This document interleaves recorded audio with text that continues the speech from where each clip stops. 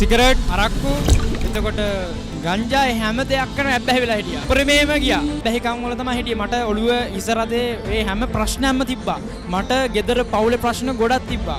ඒ නිසා මං හිතුවා මේ වේදනාව නැති කරගන්නේ මං මේ අබ්බැහිකම් වල නැති වෙන්නේ කොහොමද?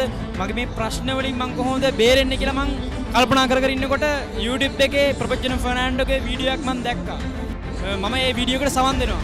ඊට පස්සේ මගේ හදවතට කියනවා මේ එන්න මිලිකල් ඩූමේ එන්න කියලා මට කිව්වා. ආවට පස්සේ ඇවිල්ලා ඇතුළට මේ දොරටුවෙන් ඇතුළු වෙනකොට මට නිකන් අමුත්තක් දැනුණා. ඊට පස්සේ නිකන් සැහැල්ලුවක් වගේ මට දැනුණා.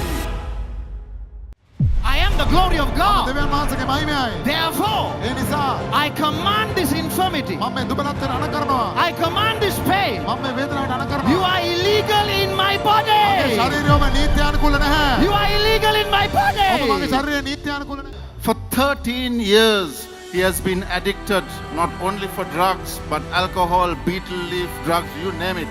Everything was in his system. Accidentally, he stumbles upon a video in the month of November 2024. මම අවුරුදු 13 දී වගේ ඉඳන් ඒ වගේ වලට යොමු වෙලා හිටියා. ඊට පස්සේ මට ඒක අතාර ගන්න බැරුව හිටියා. ඔළුවේ කියා ගන්න බැරි ප්‍රශ්න තිබ්බා. ඔළුවේ බරයි මාර බරයි ඒවා කියන්න කවුරුවත් නැහැ. දිවැසිවරයාගේ ස්පර්ශයක් ලැබෙනවා.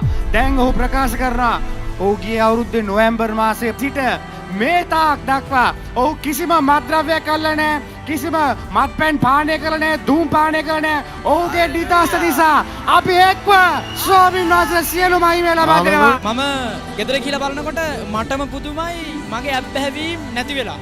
මට දැන් ගොඩක් සතුටුයි. ගොඩක් සතුටක් දැනෙනවා. මොකද මං කලින් හිටි ජීවිතෙත් එක්ක දැන් බලනකොට මං ගොඩක් වෙනස් වෙලා තියෙනවා. දෙවියන් වහන්සේගේ වචන අහලා මං ගොඩක් පරිවර්තනයටපත් වෙලා තියෙනවා. ඒ දෙයක්ම සිද්ධ වුණේ දිවිසිරා නිසා. දිවිසිරා ගාවට ආපු නිසා තමයි මං අද මේ වගේ ධර්මිෂ්ඨ ජීවිතයක් ගත කරන්නේ.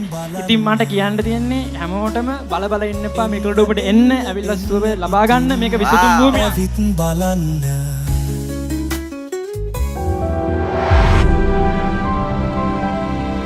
Prophet Jerome. More than just words.